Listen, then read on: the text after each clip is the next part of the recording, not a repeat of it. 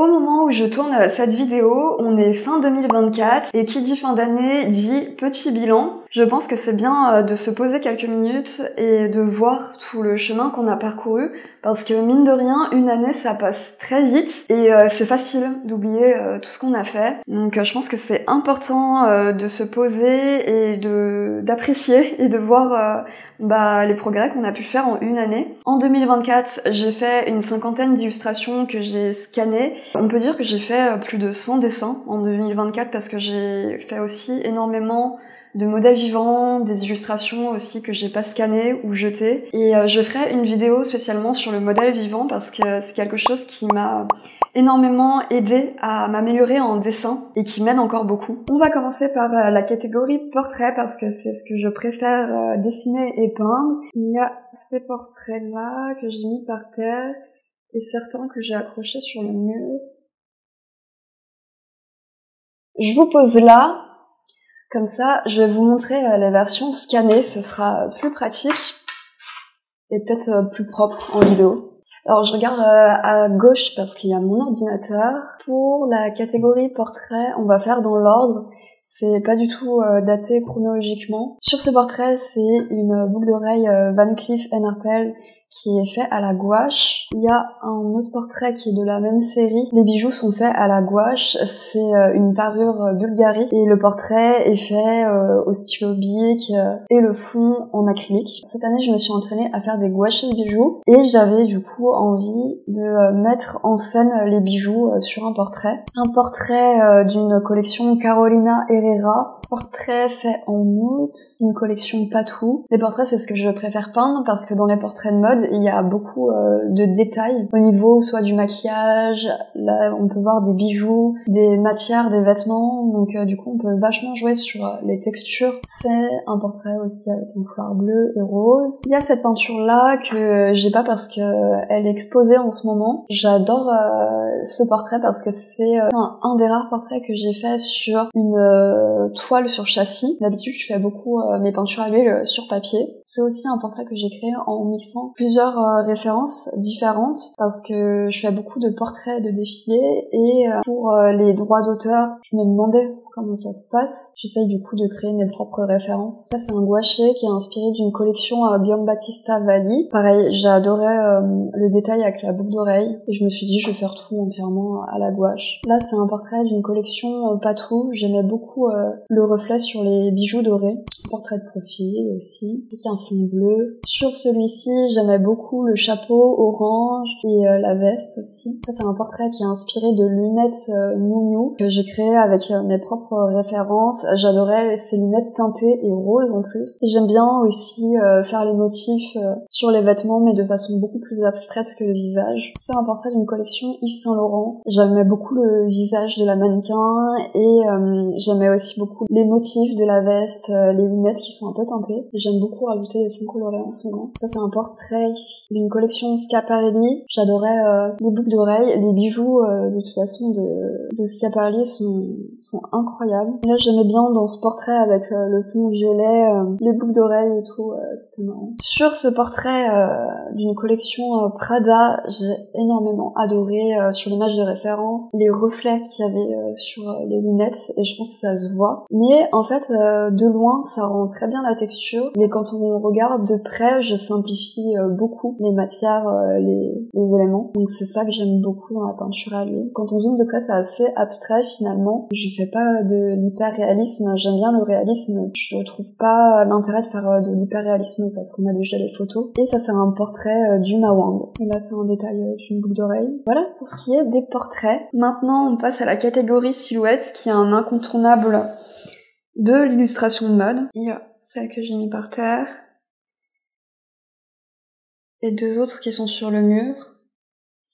Celle-là et celle-là. Il y a cette silhouette Balmain que j'aime beaucoup au niveau de la couleur, des plis. Il y a celle-ci aussi que j'ai pas fini de retoucher, parce que je l'aimais moins. Silhouette Jacquemus. J'avais beaucoup aimé le tombé de cette robe manteau. C'est une silhouette Madame Sohi. C'est une des dernières silhouettes que j'ai fait cette année. J'avais envie, pour une fois, de travailler un peu plus le background pour mettre la silhouette dans son contexte. Et une de mes passions, c'est de faire le plissé des vêtements. Et là, j'étais servie pour cette robe. Mais quand on zoome, on voit que c'est assez simplifié. Mais de loin, ça rend les volumes. C'est magique, c'est la magie de la peinture et du dessin. Là, c'est une des illustrations que j'ai affichées au mur. J'ai beaucoup aimé le dynamisme de la pose et les plis qu'il y avait sur le manteau. Là, c'est une silhouette que j'ai fait beaucoup plus rapidement. Le pantalon a la peinture à l'huile, mais le haut, c'est un mélange de gouache et la silhouette est faite à l'aquarelle stylo bic. Ça, c'est une silhouette Schiaparelli. J'aimais beaucoup les reflets de la robe vinyle. C'est une robe Schiaparelli aussi, j'aimais beaucoup cette couleur verte et les plis avec ce nœud et le bas de la robe. Et voilà, on voit encore ma passion pour peindre des plis. Voilà pour ce qui est de la catégorie silhouette. Pour la catégorie accessoires, j'ai peint cette paire de Manolo Blahnik. J'ai aussi peint une chaussure Jimmy Choo. J'aime beaucoup avec la peinture à l'huile. Quand on voit la matière, et là on voit vraiment quand on zoome, on voit on ressent la matière, on voit les coups de pinceau. Et en dernier, en fait, que j'ai fait en février, j'ai pas trié par date, mais plutôt par catégorie pour mon portfolio. C'est une illustration d'un sac Gucci. Donc voilà, accessoires pour la catégorie beauté. Cette illustration, c'est une composition d'un portrait avec un blush Valentino. Celle-ci, c'est une illustration du mythique parfum Angèle de Thierry Mugler. J'ai peint le flacon de parfum, je l'ai scanné et je l'ai mis sur un fond que j'avais aussi scanné à l'aquarelle et j'ai rajouté le logo. Cette illustration d'un parfum Marc Jacob, je l'ai fait hyper rapidement, je l'ai fait même pas en une après-midi. J'aime beaucoup le design des flacons de parfum, peindre les reflets du flacon de verre.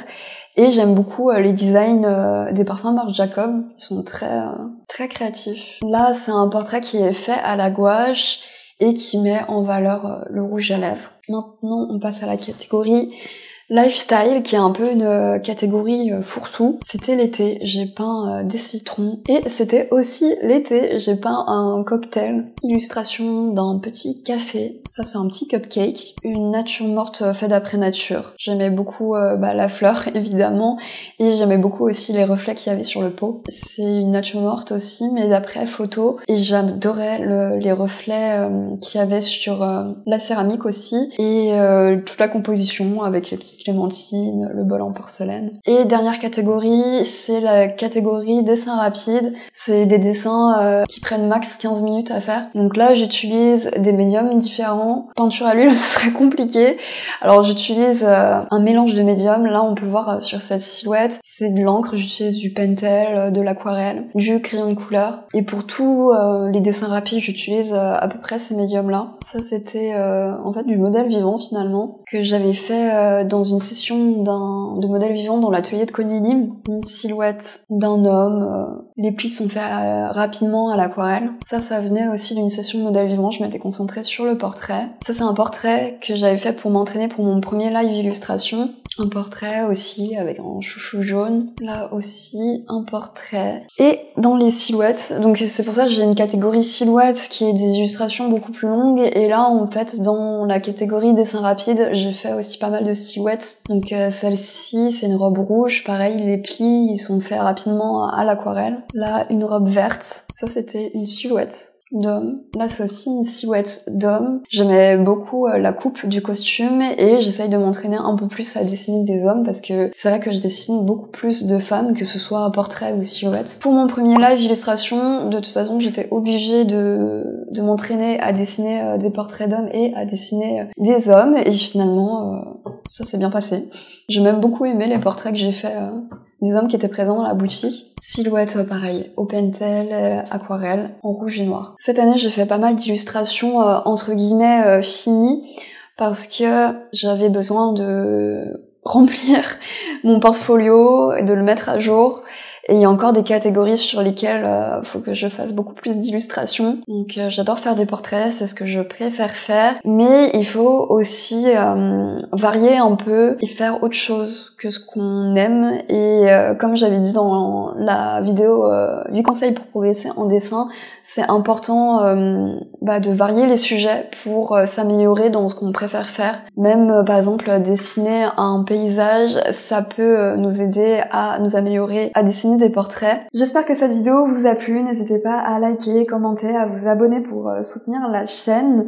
Je vous invite aussi à faire un petit bilan de votre année 2024 en essayant de pas se mettre la pression parce que forcément on n'est jamais assez productif comme on le voudrait et des fois il se passe des choses dans la vie qui fait qu'on n'a pas pu faire tout ce qu'on a voulu faire. Donc voilà. Personnellement, qu'est-ce que j'ai envie pour 2025 ? J'ai toujours envie d'encore m'améliorer en dessin, en peinture, mais j'ai aussi envie de vraiment développer les lives illustrations et de publier un peu plus de vidéos sur ma chaîne YouTube.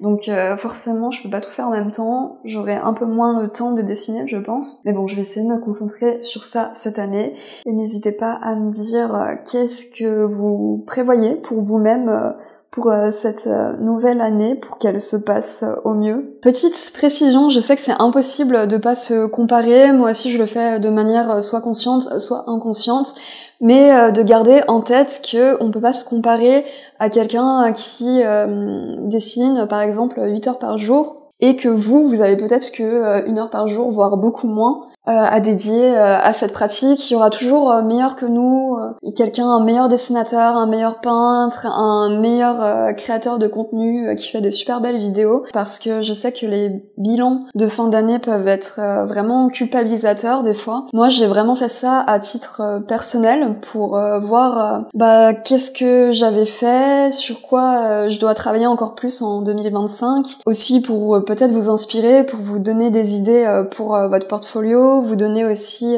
envie d'essayer des nouveaux médiums. Je produis peut-être plus de dessins et de peintures que d'autres personnes, que vous peut-être, ou au contraire. Personnellement, moi c'est un besoin de beaucoup produire en dessin et en peinture. C'est vraiment quelque chose qui me fait du bien, donc voilà. Et je peux aussi accorder quand même pas mal de temps. Exemple, je n'ai pas d'enfant, ça me fait du temps en plus pour dessiner. Moi je vois vraiment le bilan comme quelque chose pour donner une direction. C'est un peu comme un bateau, si on fait jamais de manœuvre, on finit craché sur une falaise. Je pense que c'est important de donner une direction pour vraiment savoir ce qu'on veut pour la nouvelle année. Et c'est pas du tout en termes de qui a produit le plus, qui a fait la plus belle peinture, la plus belle vidéo. C'est vraiment savoir ce qu'on veut, ce qui est le mieux pour nous. Et par exemple prendre la décision de se reposer cette année, de prendre soin de sa santé, c'est une excellente direction à prendre, comme quelqu'un qui par exemple a envie cette année par exemple de dessiner un peu plus pour pouvoir s'améliorer, voilà, et de diriger cette année vers les choses qui sont les plus bénéfiques pour nous-mêmes. Et ça, il y a que vous qui pouvez le savoir. Oh là là, mais il y a trop de dessins de modèles vivants là, c'est pas possible. Ça va prendre 3 heures cette vidéo, je parlerai du modèle vivant dans la prochaine vidéo.